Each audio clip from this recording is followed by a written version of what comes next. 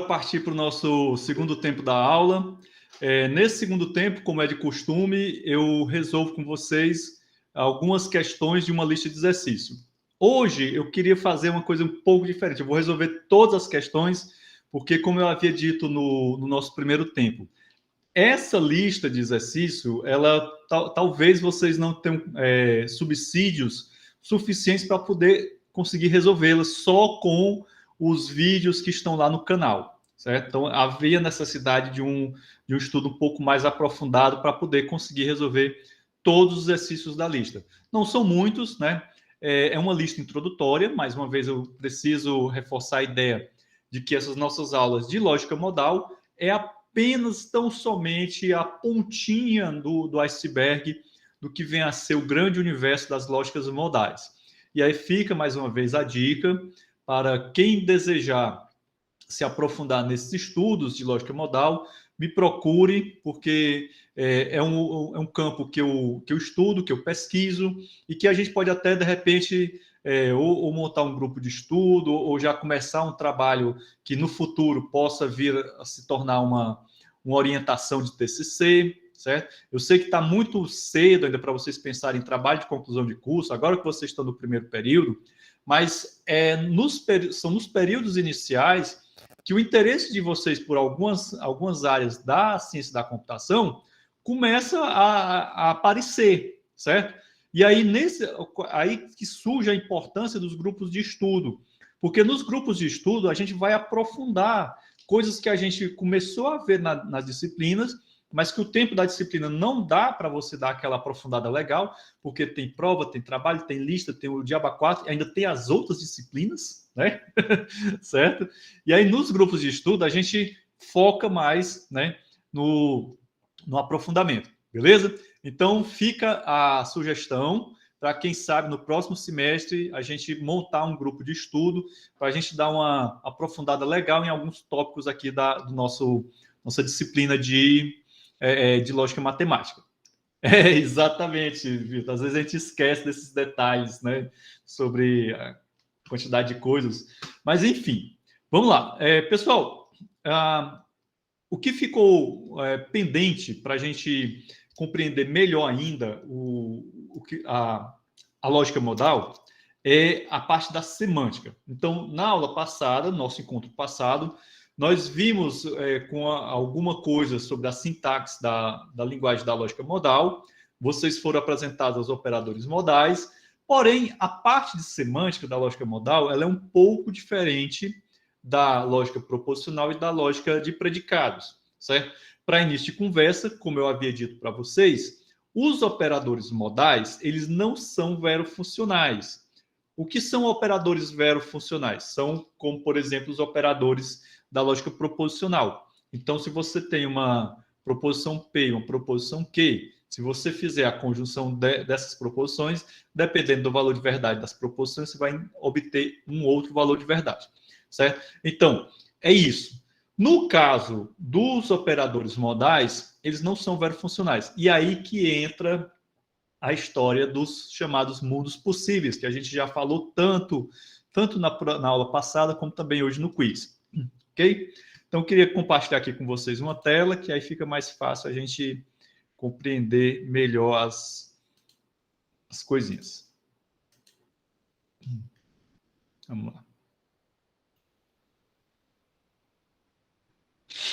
Bom, gente, então vamos lá. Nós temos aqui, certo? Uma pequena tabela, certo? Que parece uma tabela verdade. Só que essa tabela verdade, ela vai ser utilizada para que vocês compreendam como a semântica dos operadores modais não dá para eles serem operadores verofuncionais. Então, vejam bem, aqui eu tenho um φ que representa uma proposição qualquer, certo? A gente sabe que ele pode ser verdadeiro ou pode ser falso, ok? Então, acompanhe o meu raciocínio. Aqui eu tentei construir, isso eu tirei do livro do professor César Mortari, que é esse livrinho aqui. Bom, então uma parte dessa nossa explicação é a partir do livro do professor César Mortari. Então, essa tabela verdade, ela parece uma tabela verdade de um operador verofuncional, como aqueles que a gente viu na lógica proposicional, só que aqui nós temos algumas interrogações, né? Ou seja, são situações nas quais eu não tenho como estabelecer um valor de verdade. Vamos começar aqui com o operador modal da necessidade. Ora, se φ é falso, né, é necessário que φ é falso também. Por quê? Porque a gente sabe, né, que para uma determinada proposição ela ser necessariamente verdadeira, né, ela precisa ser verdadeira em todos os mundos possíveis, né, aquilo que a gente já vem falando. Ou seja, ela não pode ser falsa. Então, se a proposição já é falsa, né, se o valor de verdade dessa proposição já é f, né, então é necessário que φ, o valor de verdade dele vai ser f. Disso a gente não tem o que questionar. Porém, se o valor de verdade dessa proposição for verdadeiro, dizer que é necessário que φ é uma situação em que eu não posso garantir, eu não tenho como garantir que esse φ será realmente verdadeiro. Eu estou dizendo que ele é verdadeiro aqui e tal, mas não existe como eu garantir a necessidade, certo? Esse é o X da questão, certo? Então, por isso que fica essa interrogação aqui.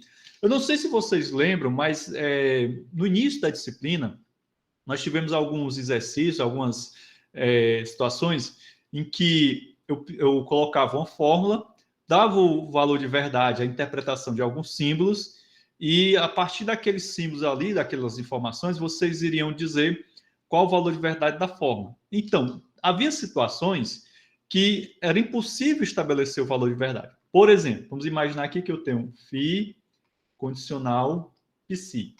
Sabendo que psi é falso, né, mas eu não sei qual é o valor de φ, qual seria o valor dessa condicional? Não tenho como estabelecer. Por quê? Simplesmente porque se o φ for verdadeiro, a condicional vai ser falsa. Se o φ for falso, a condicional vai ser verdadeira. Então, vocês observam aí que existe uma ideia de indecidibilidade. Eu não tenho como estabelecer. Ao passo que, se esse φ fosse verdadeiro, pouco importa o valor se esse psi for verdadeiro, pouco importa o valor de φ, essa condicional será verdadeira, certo? Entendido? Da mesma forma que se esse antecedente fosse falso e eu não soubesse o valor do consequente, essa condicional seria necessariamente verdadeira. É impossível essa condicional ser falsa sendo o antecedente verdadeiro, correto? Deixa eu abrir aqui a porta que tem gente querendo entrar. Gente que eu digo é um animalzinho de 4 patas. Entenderam aqui, turma? Então, quando eu coloco essas interrogações aqui, certo? São justamente situações como essa, onde é impossível estabelecer um valor de verdade. Beleza? Exatamente, Renan, o tal felino. No caso, o tal da felina, que é uma fêmea. Então, vamos lá. Vamos agora para a questão da possibilidade. Se eu digo que φ é verdadeiro, então é possível que φ seja verdadeiro, certo? Mas se φ é falso, eu também não tenho como julgar, né, quanto o valor de verdade é possível que pode ser que ele seja verdadeiro. Então a gente acaba caindo no mesmo problema do operador modal da necessidade. E é aí que entra, né, a história dos mundos possíveis. Ou seja, os lógicos perceberam que simplesmente olhar para a lógica modal, para os operadores modais, a partir de uma perspectiva verofuncional, não era possível, né, ter uma semântica legal. Então, era preciso algo mais.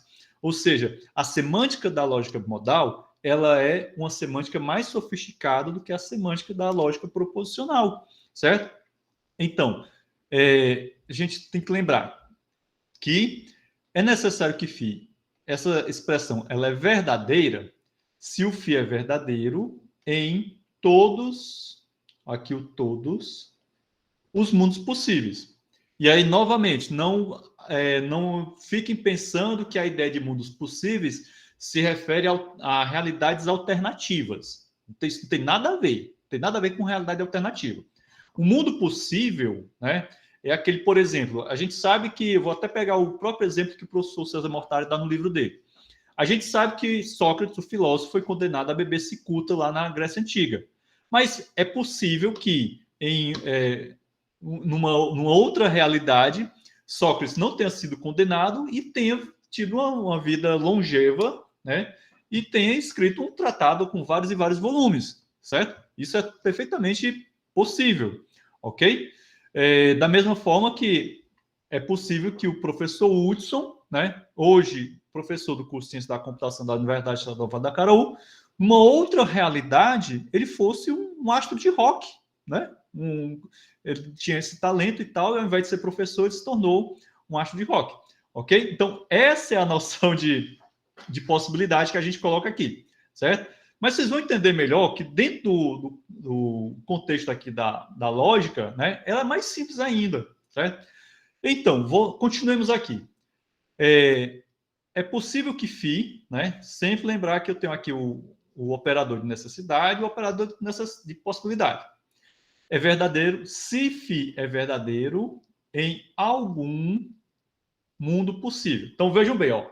Eu tinha comentado com vocês lá na resolução do quiz que a necessidade e a possibilidade possuem uma relação com quantificador universal e com quantificador existencial, certo? Então, quando a gente diz que é necessário que φ, né, essa sentença aqui, ela é verdadeira, né, quando o φ é verdadeiro em todos os mundos possíveis, então há uma ideia de quantificação universal. Da mesma forma, quando eu digo que a sentença é possível que φ, essa sentença ela é verdadeira, né, se o φ é verdadeiro em algum mundo possível. Então, vejam bem, nesse caso aqui, a gente está trabalhando não somente com a ideia da verdade de φ, né, que é a minha sentença proposicional, mas com essa sentença todinha aqui, ó. É possível que φ, é necessário que φ, certo? Lembre-se que eu estou colocando aqui um operador modal, né?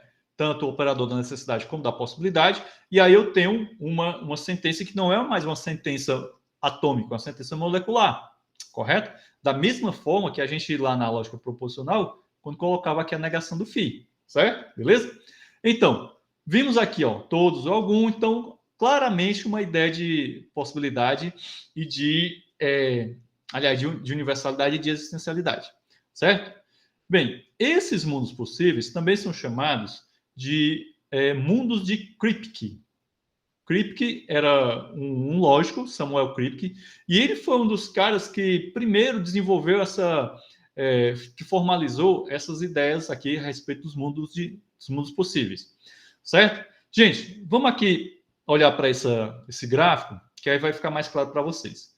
Vamos supor que eu tenha duas proposições, a proposição A e a proposição B, e eu tenho aqui um mundo W1, um mundo W2 e um mundo W3, certo? Então, aqui são mundos possíveis. No mundo W1, né, vocês estão vendo que A é verdadeiro, no W2 A é falso e no W3 A é falso. Isso quer dizer o quê? Que é necessário que A será falso, né, em todos os mundos, em todos esses mundos. Por quê? Porque em um deles, né, somente em um deles, A é verdadeiro. Quando seria necessário que A fosse verdadeiro em todos esses mundos possíveis, certo? Então, por isso que é necessário que A é verdadeiro, é falso por conta disso. Vemos aqui que a proposição B ela é verdadeira em todos os três mundos possíveis, no W1, W2 e W3. Logo, nesse caso aqui, é necessário que B é verdadeiro, né? Como vocês podem observar, ele é verdade nos três mundos possíveis. Correto? Entendido aí? Bom, quando eu digo que é possível que A, né? Essa sentença ela é verdadeira, por quê? Porque a gente sabe que na semântica do operador modal de possibilidade, né, de acordo com o que a gente viu aqui, é possível que φ é verdadeiro se esse φ é verdadeiro em algum mundo possível. E a gente viu, né, aqui no nosso esquema, que a sentença A ela é verdadeira no mundo W1, então eu posso dizer tranquilamente que é possível que A seja verdadeiro em todos esses mundos aqui, certo? Porque ele é verdadeiro em um deles. Ok? Entendido? Tranquilo? Bom, diante disso, a gente é apresentado a uma definição muito importante. Que definição é essa? A definição de modelo de mundos possíveis, certo? Então, essa definição aqui, ela é extremamente fundamental para que vocês possam avançar um pouco mais na compreensão da semântica da lógica modal. Então, o que é um modelo de mundos possíveis? O modelo de mundos possíveis, que é representado pela letra M gótica. Eu tentei fazer aqui um M gótico, mas não fui muito feliz, né? Mas depois vocês botam aí no Google M gótico, para vocês verem como é que ele é, certo? É o quê? Esse modelo é um par formado pelo conjunto W, né? E por uma função de valoração V. Esse W aqui é um conjunto não vazio, certo? E o V é uma valoração, ou seja, é uma função binária, né, do conjunto de todas as fórmulas atômicas de uma linguagem e de W em VF. Ou seja, é como se fosse a nossa função interpretação, certo? Então, W é um conjunto não vazio, certo? E, e a função V, né, é uma função atômica. Então, por exemplo, no caso da função V, vamos supor que eu tenho aqui esse A, que representa uma proposição qualquer, e eu tenho aqui um W1, desculpa, que é um mundo possível que pertence a esse conjunto W. Então, esse conjunto W aqui é o conjunto de mundos possíveis, beleza? Então, um modelo de mundos possíveis é nada mais, nada menos do que esse par, que é um conjunto de mundos possíveis e uma função de valoração. E, nesse caso, essa função de valoração ela vai estar agindo sobre quem? Sobre as proposições. No caso aqui, a proposição A, no mundo possível W1, ela é verdadeira. A mesma proposição A, no mundo possível W2, ela é falsa. Dito isso, pergunto a vós, qual o valor de verdade é necessário que A? Nesse caso aqui seria falso. Por quê? Porque em um dado mundo possível, A é falso. Eu precisaria que A fosse verdadeiro em todos os mundos possíveis. Certo? E aí, turma, vocês vão perceber que essa ideia de uma sentença modal ser necessariamente verdadeira, ela também possui uma ligação com outro conceito que vocês já viram anteriormente, que é o conceito de tautologia ou de validade. Mas calma que a gente vai já chegar lá. Certo?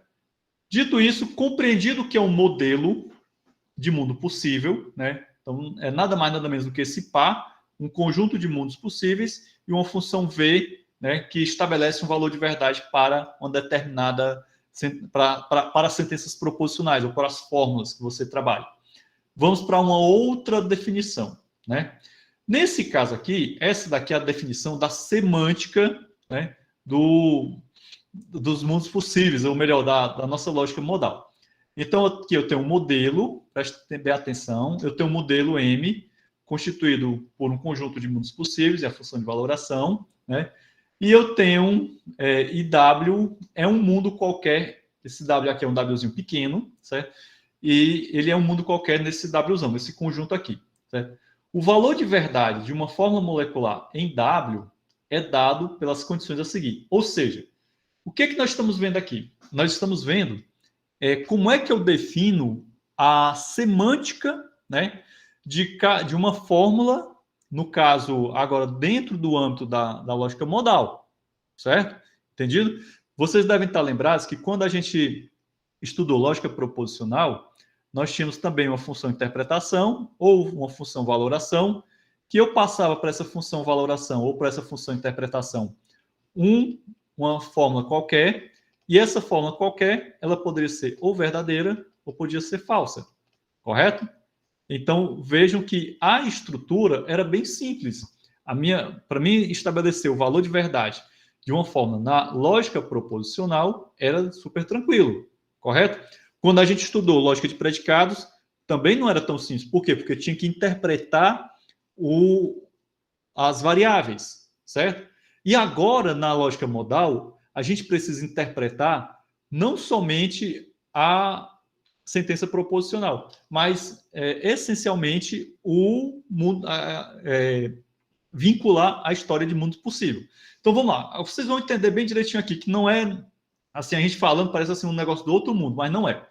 Então vejam bem, uma valoração, a função valoração de não φ num mundo possível W qualquer é verdadeiro se e somente se o valor de φ nesse mundo for falso. Ora, vocês sabem que se eu tenho aqui a negação de V, isso daqui vai ser igual a F. A negação de F daqui vai ser igual a V, certo? Isso em linhas bem gerais, que vocês já estão acostumados. Ou seja, a diferença dessa definição para aquela definição que vocês viram lá no início da disciplina é somente a presença desse Wzinho aqui, que é um mundo possível qualquer, certo? Não se preocupem com o mundo possível, ele é apenas uma entidade aqui na nossa brincadeira, certo? E aí, avançando um pouquinho aqui, vocês vão observar que aqui eu tenho a conjunção, né? O valor de verdade dessa conjunção num dado mundo W vai ser verdadeiro. Se o valor de φ e o valor de psi forem verdadeiros, aqui não tem nenhuma novidade, né? Até aqui a letra E, que nós temos a bicondicional, tudo isso daqui são velhos conhecidos de vocês. Ó, tudo é velho conhecido. Beleza? A disjunção é verdadeira se o disjuntivo no mundo possível for verdadeiro ou o outro disjuntivo, no caso o psi, também for verdadeiro, né? E assim sucessivamente. A novidade vem aqui, ó. Vem a partir do quê? Dos nossos operadores modais. Então, foi dito lá em cima, né, sobre os operadores modais da necessidade e da possibilidade, que o valor de verdade de é necessário que φ num mundo W qualquer será verdadeiro se para todo, aqui ó, para todo mundo V em W, o valor de verdade de φ nesse mundo V é verdadeiro. Ou seja, se for verdadeiro em todos os mundos possíveis. Ou seja, se essa fórmula for válida, certo? E, para fechar a parte essa parte aqui da semântica, a valoração de é possível que φ será verdadeiro se para algum mundo possível, algum mundo V em W, né, eu tenho que o valor de verdade desse φ, desse mundo V, é verdadeiro, certo? Então, aqui o para algum lembra a história do existencial e o para todo, quantificação universal que a gente já viu. Pronto, dito isso, nós chegamos aqui a uma outra definição, que é, no caso, uma definição de fórmula válida. Então, uma fórmula φ ela é verdadeira em um modelo... uma fórmula φ é verdadeira em um modelo de mundos possíveis, né, M, a gente definiu o modelo lá adiante. Né? Se somente se para todo W pertencente ao conjunto de mundos possíveis, o valor de verdade de φ for verdadeiro. Ou seja, se eu pegar uma tautologia, uma tautologia conhecida lá da lógica proposicional, né, e trouxer essa tautologia para o contexto da lógica modal, né, ela continua sendo uma tautologia porque ela é uma fórmula válida. Então, vejam bem, aqui nós temos um exemplo. Né? Então, vejam bem, aqui eu estou dizendo, se é necessário que φ, então φ é verdadeiro. Certo? Seria essa a expressão. E isso daqui é uma tautologia. Certo? Isso daqui é uma fórmula válida, é um exemplo de fórmula válida. Ok? Entendido? E aí você pode lembrar, por exemplo, dessa condicional aqui, ó, que é uma fórmula válida também. Se P, então P. Se P é verdadeiro, então P é verdadeiro. É um negócio assim meio óbvio lulante, né? Eu até já devo ter comentado isso com vocês, que acho que era no princípio da identidade. Foi comentado isso na aula passada.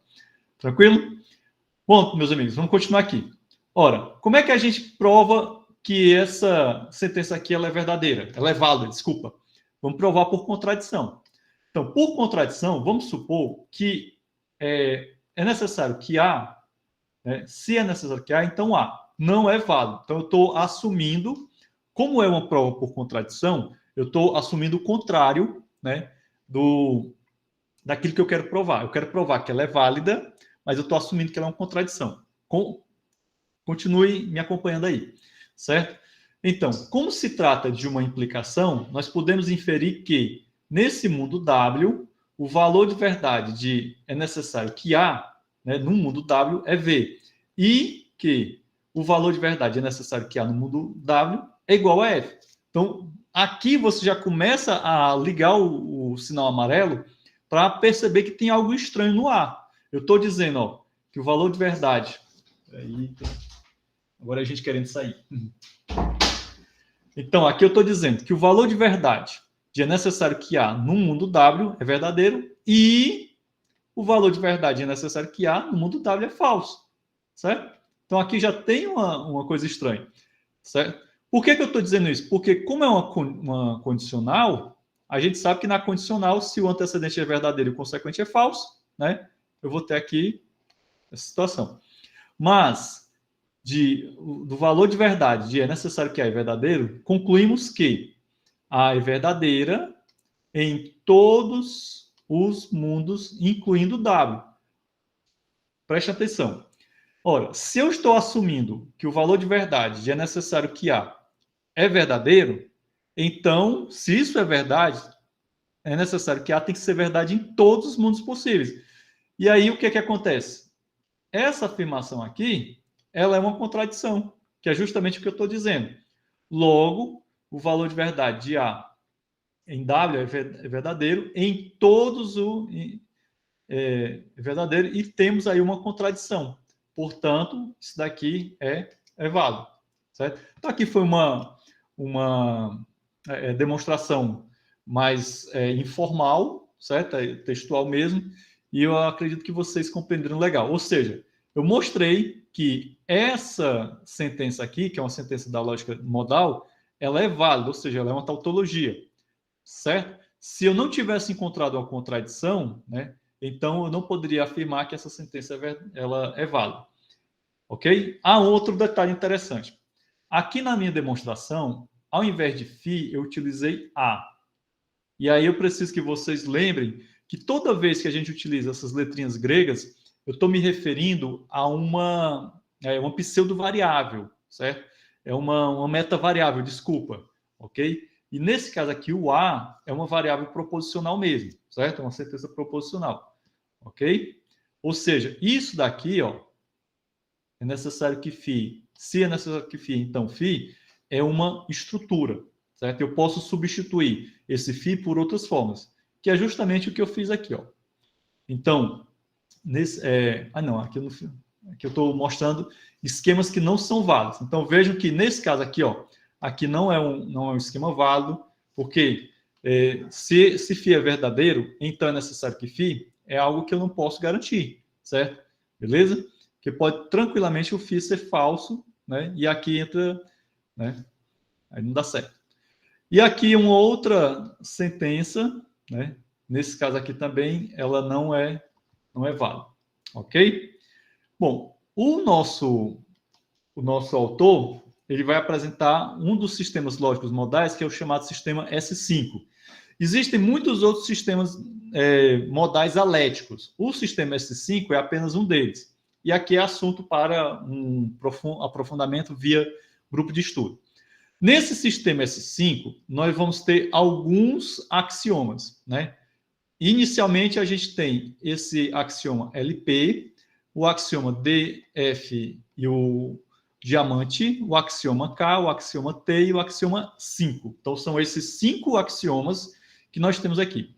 O que é o axioma LP? Esse axioma LP ele diz o seguinte, φ, né? O que é que ele vai dizer? Ele vai dizer que um φ é uma tautologia qualquer. Certo? Então, você pode pegar qualquer tautologia da lógica proposicional, e esse LP quer dizer lógica proposicional, que você pode utilizar como axioma na lógica modal. Então, vejam bem, se, por exemplo, eu tenho φ de junção não φ, a gente sabe que isso daqui é uma tautologia, né? Certo? e aí eu posso utilizar isso dentro de um processo de prova, ok? O axioma DF diamante, essa bicondicional aqui, certo? Isso daqui é uma bicondicional válida, ok? O axioma K é essa outra condicional. Então, observe que essa condicional diz o seguinte: se é necessário que φ condicional psi, então φ é necessário que φ, se é necessário que φ, então é necessário que psi, certo? Isso daqui é uma fórmula válida, é um axioma. O axioma T é o que a gente acabou de ver, né? A gente até demonstrou esse axioma, e o axioma 5 é esse daqui, certo? Então, esses 5 axiomas nós vamos utilizar para quê? Para poder trabalhar a primeira questão lá da nossa lista de exercício, certo? E aí nós temos, de início, duas regras de inferência. A regra modus ponens, que é a velha conhecida de vocês, só que aqui o professor César Mortari, ele apresenta de uma forma um pouco diferente, ou seja, ele coloca se o φ for um teorema e essa condicional for um teorema também, então disso daqui eu posso deduzir que psi também será um teorema. E essa Rn, a regra da necessitação, vai dizer o seguinte, que sabendo que φ é um teorema, então é necessário que φ também será um teorema. Ok? E aí, turma, é importante chamar a atenção de vocês para esse fato aqui.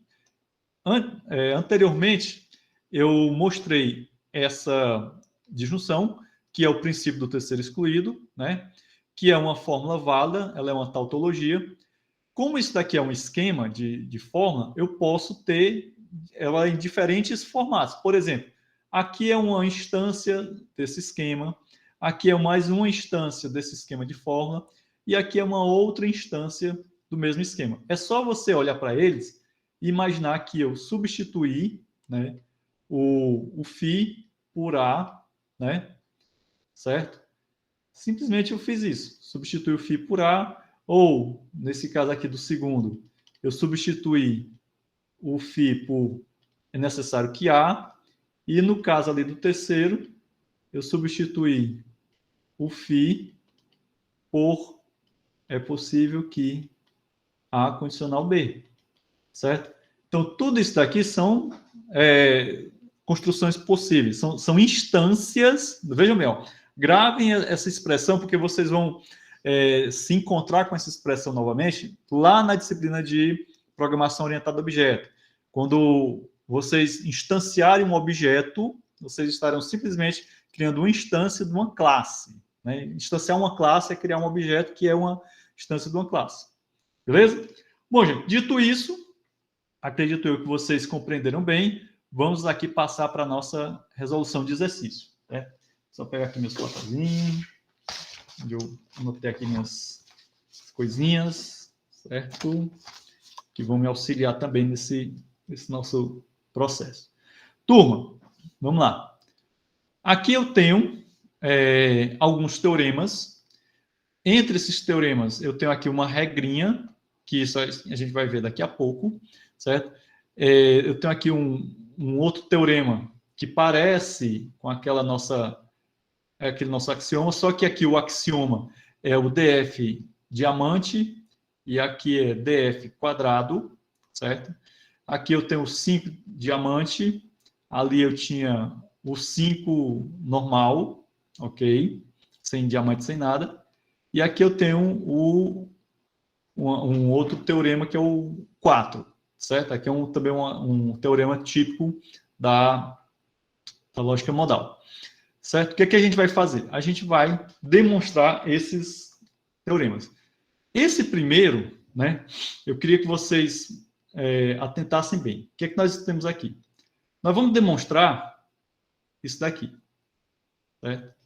Então, eu tenho que mostrar para vocês que, a partir dos axiomas da lógica modal, do sistema S5, certo? Juntamente com aquelas regras, modus ponens, a regra da necessitação, eu posso derivar isso daqui. Isso daqui é derivado, né, desses axiomas e dessas regras.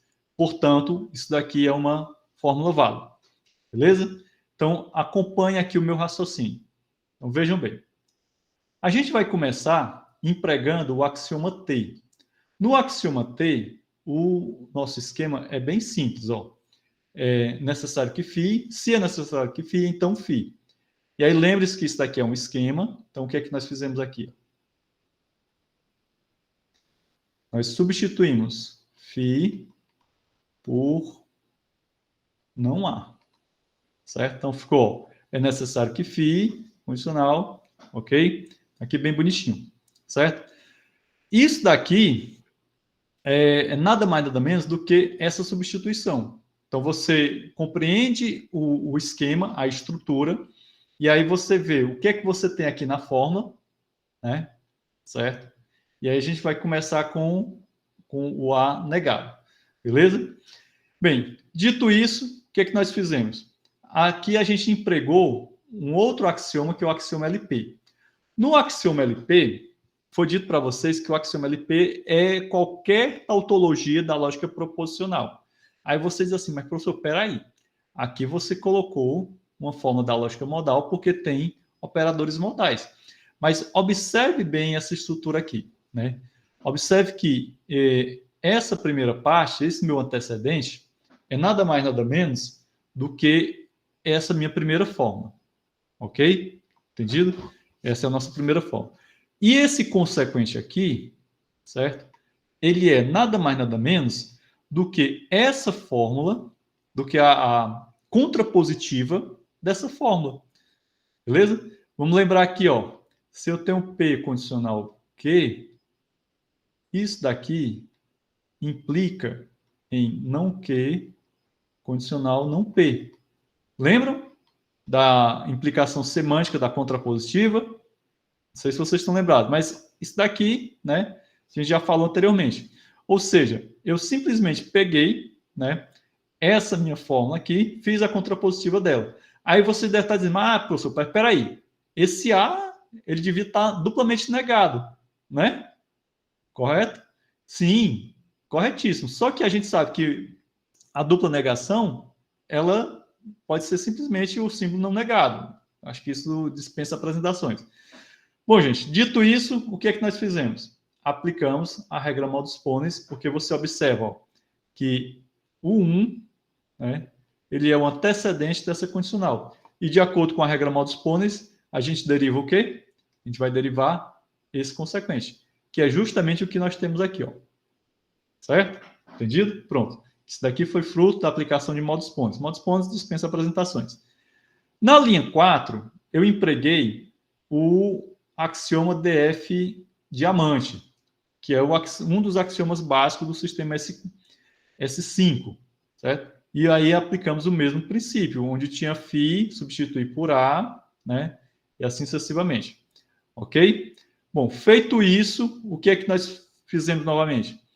Mais uma vez, utilizamos a regra LP, que eu pego uma tautologia qualquer da lógica proposicional, né? Nesse caso eu fiz essa condicional, que é no mesmo princípio da linha 2. O que foi que nós fizemos na linha 2? Nós construímos uma condicional em que o consequente dessa condicional é a contrapositiva, né? Aliás, toda essa condicional aqui, ela seria como é que se... Aliás, é justamente essa consequência lógica aqui. Ou seja, esse consequente aqui é a contrapositiva do antecedente, certo?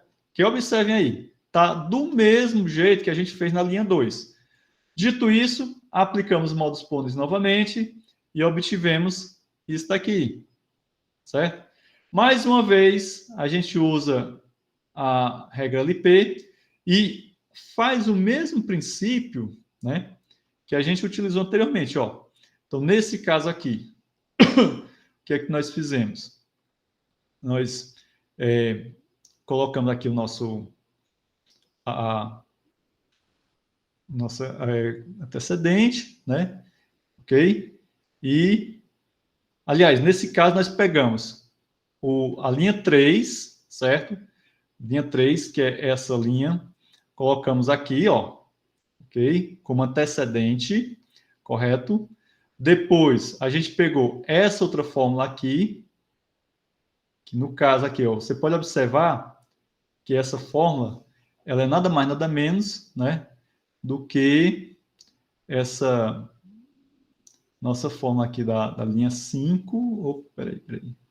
Aliás, a linha 2, né, você observa bem direitinho aqui, linha 2, não, você pegou esse daqui, desculpa, certo?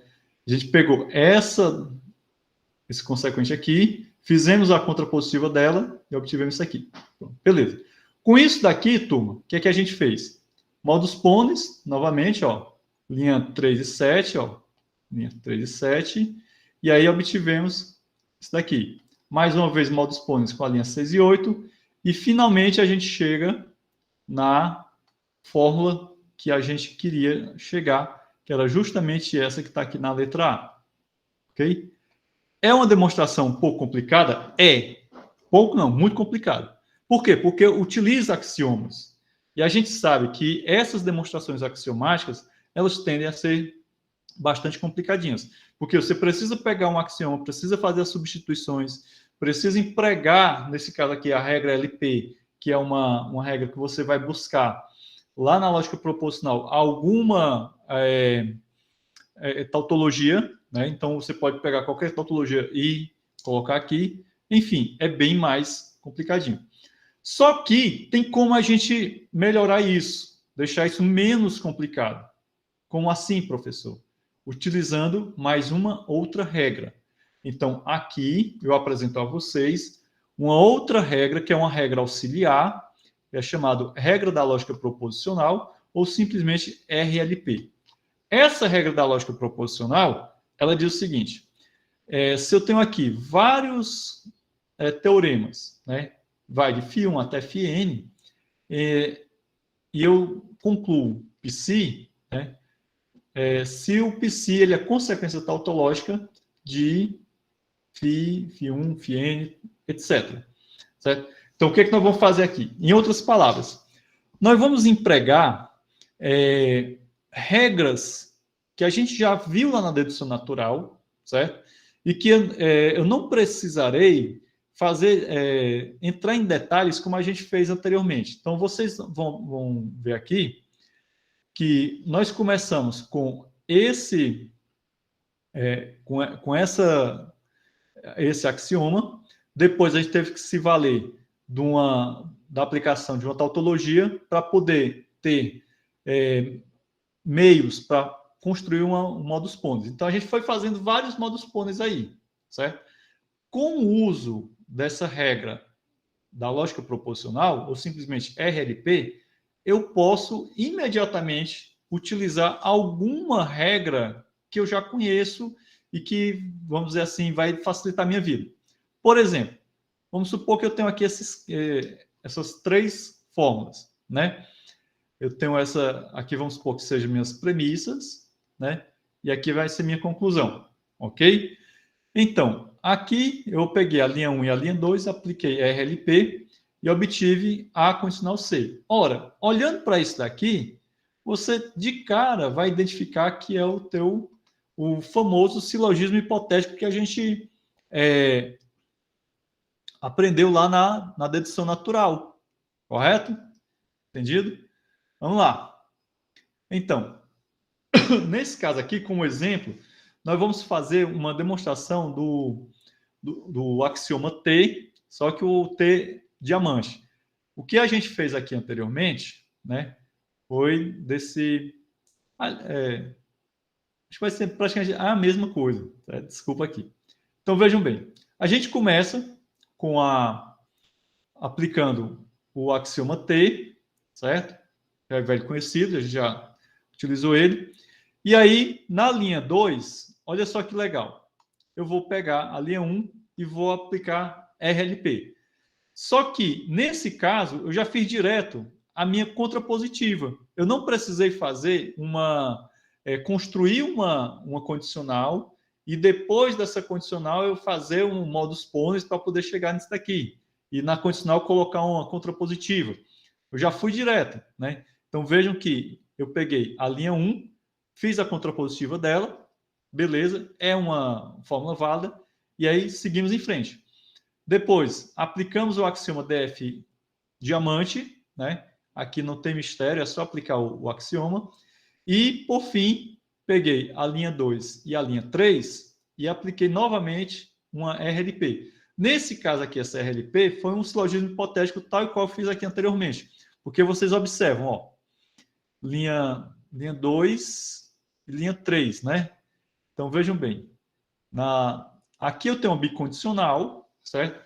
Mas a gente sabe, olha só como essa RLP, ela funciona como um atalho muito poderoso, né? Vamos lá. Todo mundo aqui sabe que uma bicondicional, bicondicional Q, ela equivale a P condicional Q, né? Conjunção Q condicional P, certo? A gente sabe também, né, que nesse caso aqui, nós podemos ter entre, nessa bicondicional aqui, algo da seguinte natureza. Isso, Vitor. Quando tem bicondicional em FND, FNC, é caixão. Então, vamos lá. Se eu pegar, né, isso daqui, A, condicional não, que não há, certo? E fizer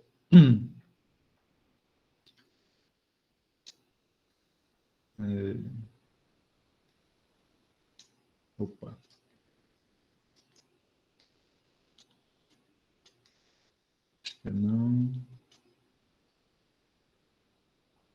Não há condicional A.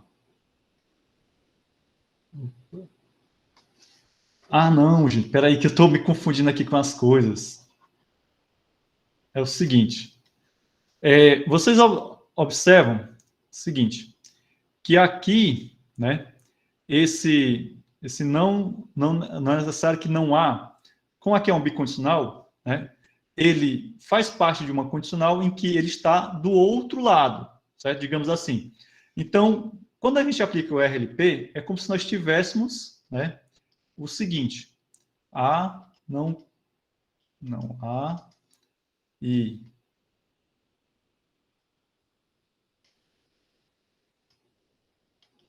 ok? Então, essa fórmula aqui, ela está implícita dentro aqui do processamento dessa RLP, ok? Então, quando a gente chega a isso daqui, ora, a gente tranquilamente chegou nesse A condicional, é possível que há, que é justamente o que a gente queria demonstrar, certo? Entendido? Bem, vamos aqui para a sua letra B. A letra B é bem facinho. Nós temos aqui esse teoremazinho e vai ser o seguinte. Vou usar aqui a canetinha verde. Aqui é a letra B da primeira questão, viu? Certo? Essa daqui. Ok? Então, vamos lá. Essa letra B vai ser... Primeiro isso daqui. Ou seja, aqui eu estou aplicando o axioma T. Depois, nós vamos novamente aplicar o axioma T e vai ficar assim, certo? Lembre-se que o axioma T era assim, se não me engano, ok? Bom, na linha 3, eu posso simplesmente pegar a linha 2 e a linha 1, aplicar a RLP, né? Então, aqui você observa o seguinte, ó, você tem duas condicionais, esse antecedente, né, é igual ao consequente da condicional anterior. Ora, isso daqui me lembra o quê? Um silogismo disjuntivo, né? Nesse caso, linha 3 vai ser o quê? É possível que seja possível A. Se é possível que seja possível A, então A. Que é justamente o teorema que a gente estava tentando demonstrar. Beleza? Então chegamos a esse teorema tranquilo, bem bonitinho. Ok? Turma, eu vou ficar devendo para vocês, eu acabei me perdendo aqui na hora, né? Essa letra C, letra D, E e F, eu vou resolver, vou gravar um videozinho extra resolvendo elas e depois posto lá no canal. Deixa eu chegar aqui na segunda, porque é mais interessante ainda. Então, aqui na segunda, o que é que a gente pedia? Usar árvores modais para provar os raciocínios modais aléticos. Certo? Então, uma árvore modal é muito semelhante a uma árvore semântica, que a gente já viu anteriormente. Então, aqui eu tenho um raciocínio alético, né? Aqui é minhas premissas, premissa, e aqui é minha conclusão. Como a árvore modal é um mecanismo de prova por refutação, o que é que a gente faz? A gente nega a conclusão. Então, observe que aqui continua sendo a premissa, e aqui a minha conclusão negada. Ok? A partir daqui, o que é que acontece? Vejam que nós temos aqui a negação da necessidade.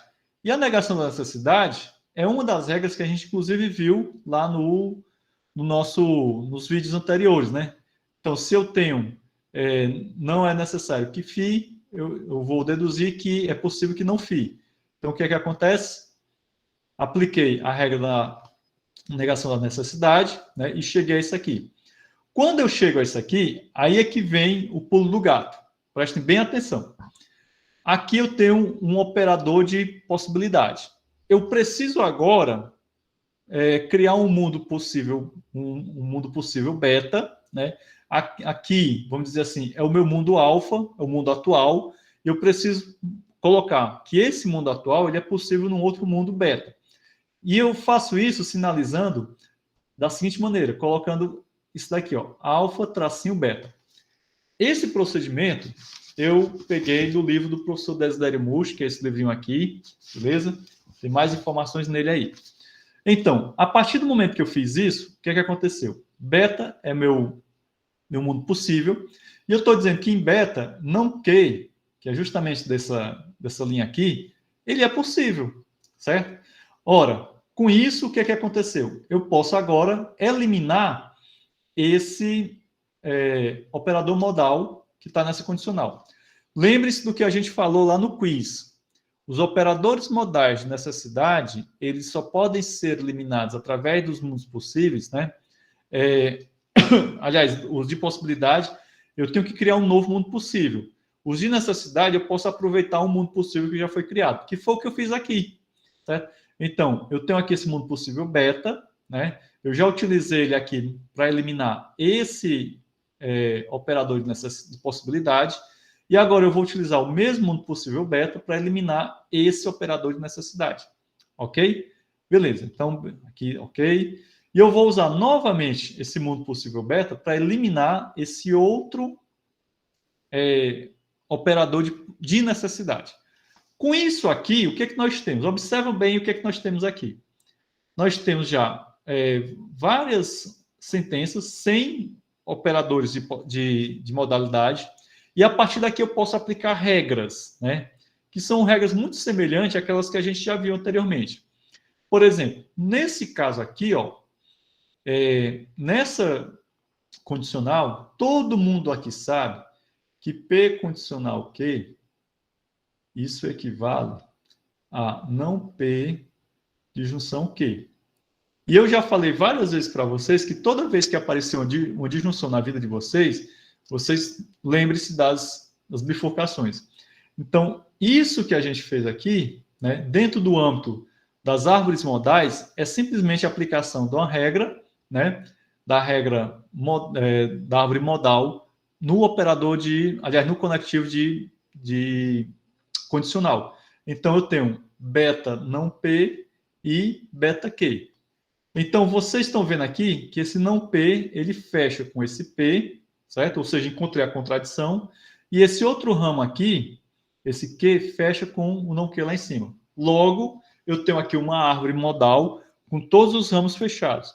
Quando eu tenho uma árvore modal com todos os ramos fechados, significa que aquele raciocínio modal alético, ele é válido. Ok?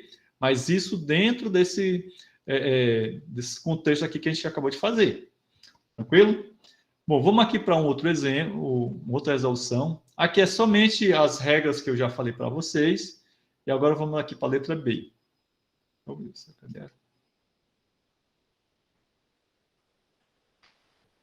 Então, na letra B, o que é que nós... Deixa eu ver aqui nos...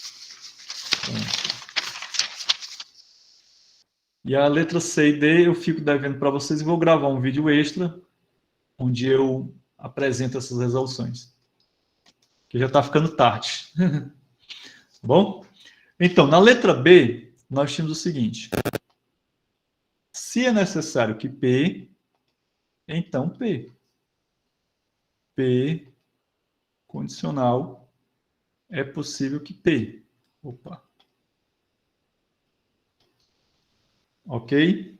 Então, essa era a nossa letra B. Deixa eu ver aqui se é isso. Aí não, ainda falta um...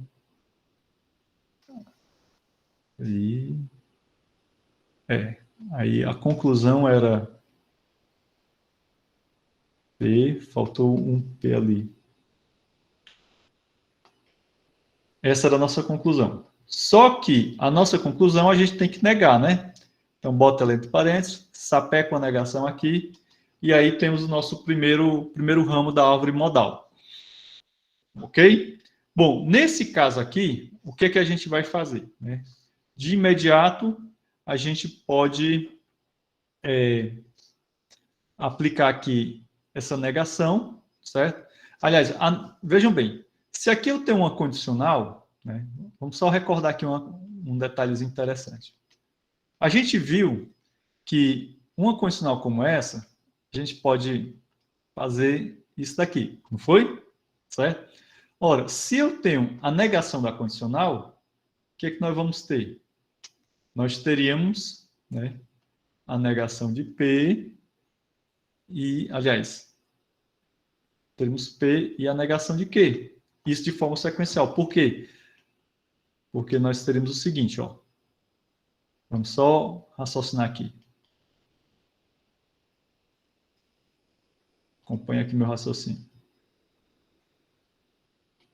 Ó, como essas equivalências aqui.